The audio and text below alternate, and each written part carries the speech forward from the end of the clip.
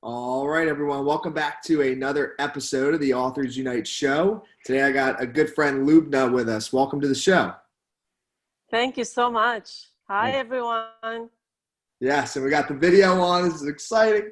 Um, so, kick us off. Tell us a little bit more about you and what you do.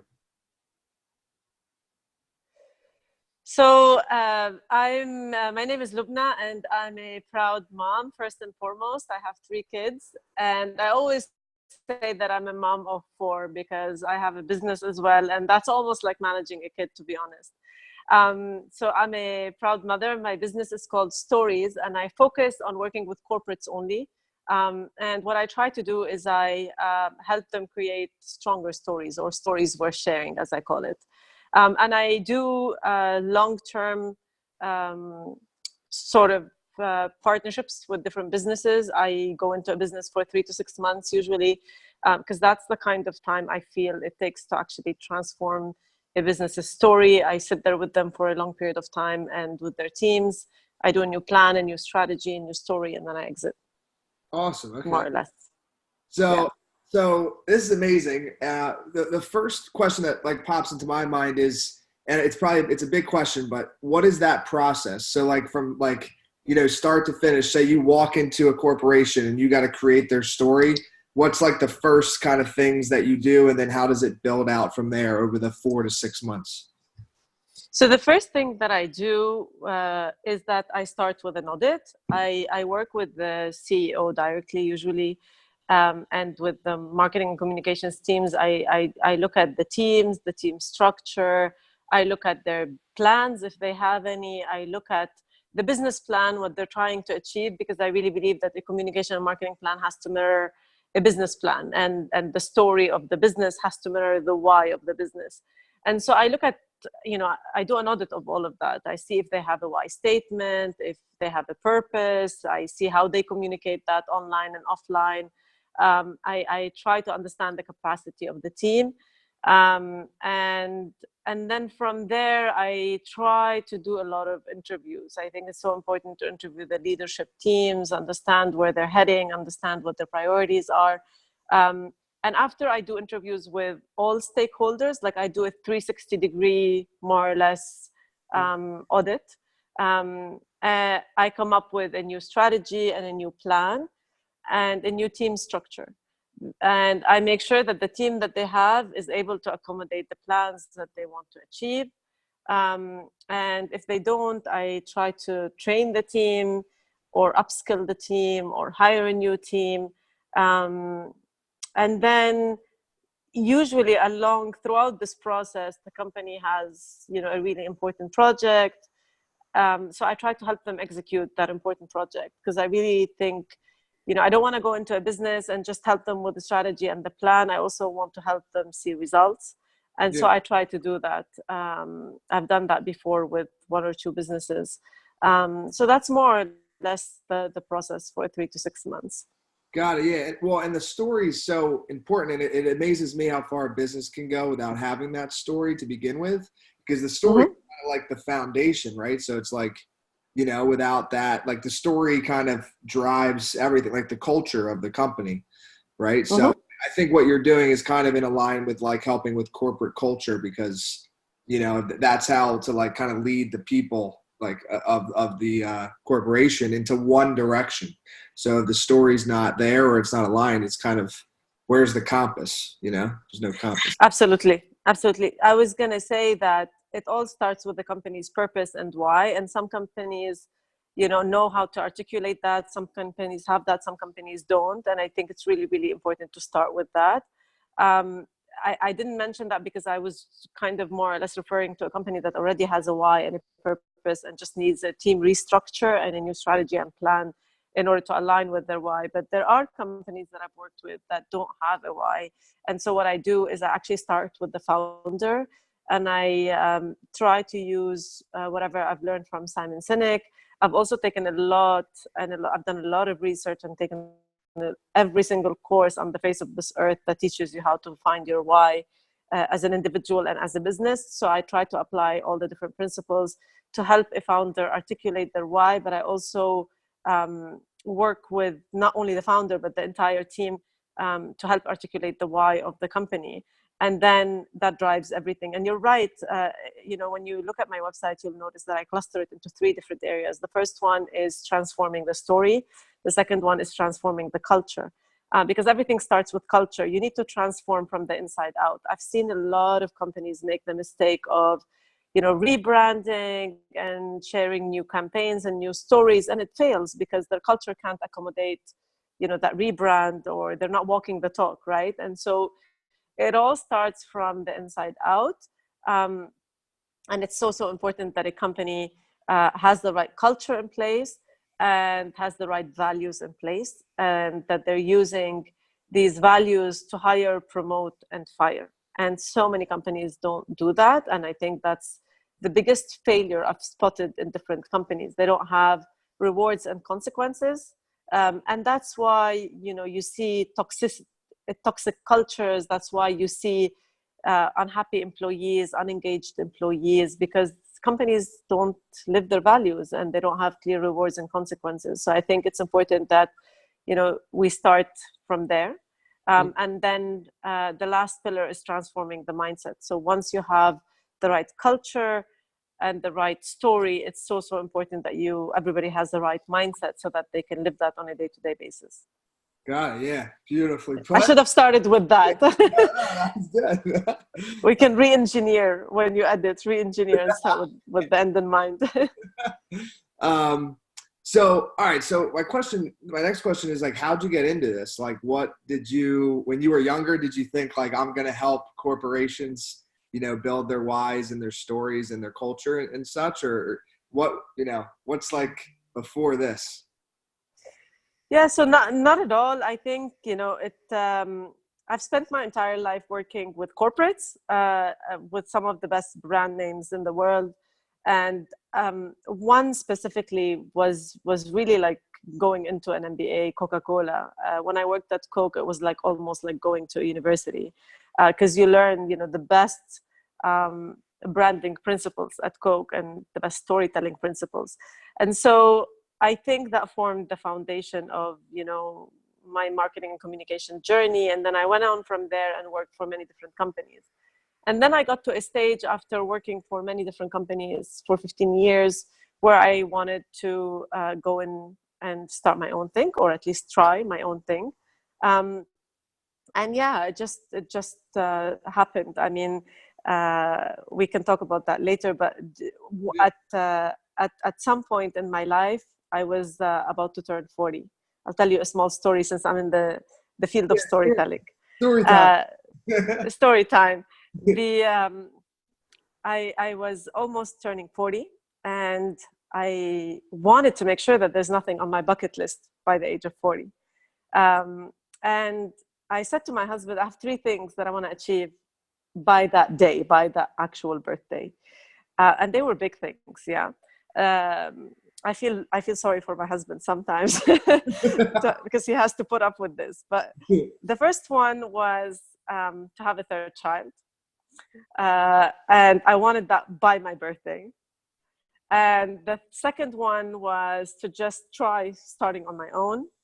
And I really, really wanted to call my company Stories, because I always say that on our deathbed, the only thing that matters is the story we leave behind. Because I grew up during the war, and I've seen that and lived that. And so I really believe that that's the only thing that matters. Mm-hmm. And the third thing that I wanted to do was to move to Dubai. I've always been fascinated by Dubai, and I really wanted to move to Dubai. And I had 2 kids at the time. And so it was kind of crazy to actually just pack up everything and have the support of my husband and just go start in a new country with 2 kids and start my own company and just do all of that. And I did it on my actual birthday, on my 40th birthday. I was in the hospital having a C-section with my 3rd child. And I had a business registered called Stories, and I was doing all of that in Dubai. So I really believe in a person achieving their dreams, and I really believe in a story. And for me, that is one of my many stories. and I wanted to just make that happen. And, you know, I never planned, you know, that I wanted to be like a corporate super nanny. And I never planned exactly what the business model was. I just wanted to just kind of live that experience and try something on my own.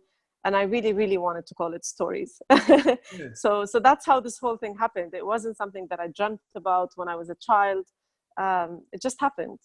Yeah, no, I'm glad that you said that, because I think that's how it happens a lot of times. And I think what you just shared is actually really helpful for everybody listening, especially for people that like want to start a business, but they haven't made that leap yet because they think they have to have it so perfectly planned out. And that's like, even with, you know, my company, that didn't happen that way either. You know, like it wasn't planned. It was just like, I kept taking action and doing things, and then kind of kept iterating, and then figured out what I enjoyed the most. And then I built upon that, and then it turned into a company. But it wasn't like, I'm going to start this company, you know, that, at least for me, that's not how it was. So it's cool to hear that, you know, you're helping huge corporations and it wasn't necessarily planned. It just like kind of happened from you doing things, you know, like, Absolutely. yeah. And I think a lot of entrepreneurs, you know, pivot their business after they start. You know, they have this dream or this idea, but many of them actually, like, you know, change things along the way. They change the business model or they change the idea, and that's perfectly okay. It's perfectly Yeah, normal. agreed. Absolutely. I've changed things. I don't even know how many times. um, so now I want to talk about the kids, right? So what's it like balancing both? Like, how much time do you have, like a time balance? Or like, how do you do that? Because that, to me, that just seems like I couldn't do that. 3 kids, and yeah, like there's just no way I could do both. I think where there's a will, there's a way, and you know, I balance by prioritizing. I think it's so important to prioritize. I think it's important to manage your feelings and manage your guilt, because as a mom, you always feel guilty when you're working. You feel guilty for not working, and when you're not working, you feel guilty for, you know, you're always feeling guilty. And I think you learn with time to manage that guilt and accept that, you know, there are times when I'm gonna work a lot and I'm gonna see the kids less, and there are times when I'm gonna, you know, work less and see the kids more. And you just make choices, you know. Like, I finished my last project before I came on vacation in the mid July, and I really wanted to let the kids have a, you know, a long summer with me, because last summer I worked for most of it. So I just didn't take an extra project, and that means that I'm going to lose income for a month and a half, and I was okay with that. And I think you just make choices along the way, and you learn to live with the choices that you make along the way. And so I did that, and I came here, and, you know, I wanted to make sure that the kids have a summer that they remember, and that I do some things for myself while I was here, and that's it. And I'll go back, and the minute they get on that bus next week, Yeah. I rebalance. I focus, you know, more on my business. But I also want to tell you that I also work really, really hard. I put the kids to bed every day at 8, and then I stay working from 8 till 11, 12 at times. And then I wake up the second morning at 5, 6, because I want to make sure that I take care of the kids before they get on that bus. And Yeah. so you just find a way to balance by working really, really hard and just staying determined, I say. Yeah. Yeah. You make it work at the end. You make it work. Yeah. Yeah. Because I just know by 8 o'clock at night, I am tired, man. You're gone, man. You just have another coffee Yeah. and you just take off again for another few hours. Just becomes normal. Yeah. Yeah. You get used to it. Yeah. So I'm curious to this, well, because these, like, I think most of our listeners, right, they're B2C, right?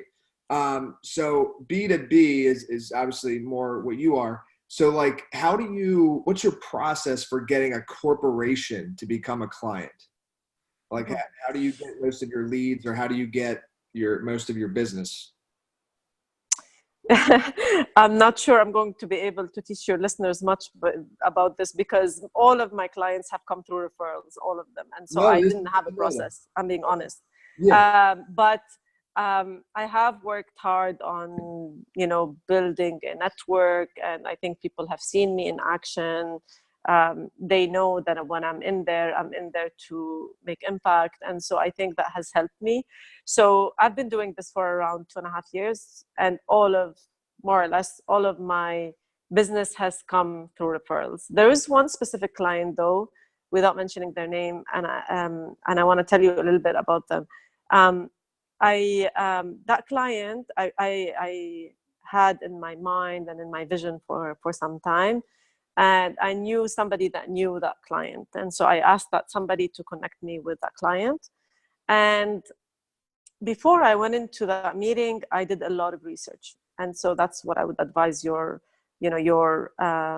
listeners, that focus on less but more. So I focused on less clients. Like, I don't need to have 100 clients. I just need to have 1 or 2 or 3 that are really, really good. And so that's what I did. I focused on that specific client. And before I went into that meeting, I did a lot of research. I've watched every interview that client had done, every interview, every YouTube, everything. And I went into the meeting, and that specific client was a mom as well. And I went into the meeting, and I started the meeting by talking about motherhood, by just building a connection and building rapport. And I really think that works. And I really think that, your audience could benefit from that. That people, again, as Simon Sinek says, people don't buy what you do, they buy why you do it, and they buy, who you are as a person. And that worked with that specific client. I went in and I talked about being a mom. I talked about my vision. And because I had done a lot of research on that specific client and understood their challenges inside out, I went in with a lot of recommendations to help them solve their challenges. So if I was to come up with a process, I'd say research, I'd say build a connection, and I'd say provide a solution to a challenge. And when you do that, I think you're pretty much in the door. Mm-hmm. Yeah. And focus on less. Like, again, one good client is better than a million clients that pay less. Oh, yeah. I agree with that. I'm 100% with you there. And I think it's cool to hear that though too, because it's kind of like, LinkedIn, for example, which is, kind of how like we met, right? Like with LinkedIn, if you see something or somebody or a company that you want to serve, that you could help, then you could look on LinkedIn, see who's like a connection with them that's also a connection with you, and build that relationship. Like, It's not always so like black and white with just like cost per click, cost per acquisition. Like, it also is like a nurturing thing where you just speak to people and connect, and whatever it might be, and then something sometimes comes out of it, sometimes it doesn't. So I love what you said there. It doesn't have to be like a perfect sale. Absolutely. It's just conversation. Sure. Like that's what it is. Yeah, absolutely.